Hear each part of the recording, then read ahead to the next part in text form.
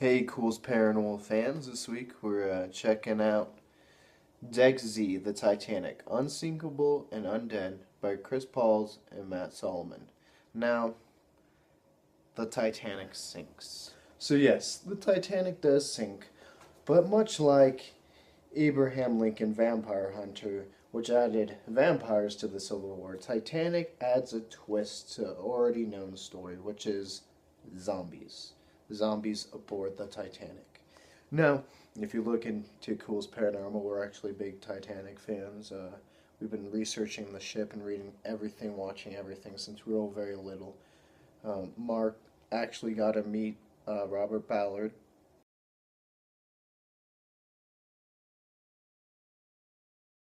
And on Colin and me's side, we may actually have had some family members that unfortunately did not make it, but were on the Titanic.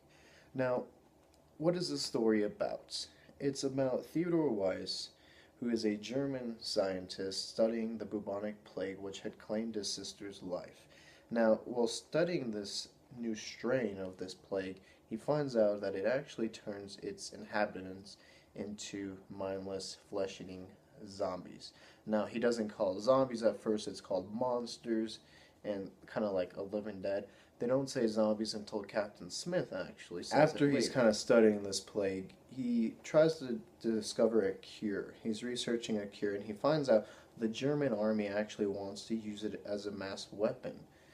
And so in order to not let that happen, not let it fall into the wrong hands, he has to burn down his laboratory and actually flee the country, which his plan is to go to America aboard the Titanic, which he feels like is going to be the safest route, which if anything, it'd probably have been safer to go on a much smaller boat where they probably wouldn't have thought he would have gone.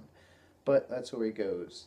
Now, Germany does send off a spy to kind of retrieve the vial, which he does pretty early on in the book, and then there's up to both Lou later on, but the main character Weiss, to retrieve it so that it doesn't reach America and get delivered to the wrong hands. He wants to try to find a cure for it.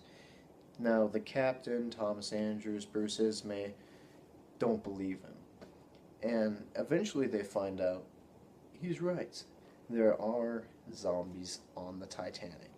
And they call it Deck Z. It's one of the lower decks.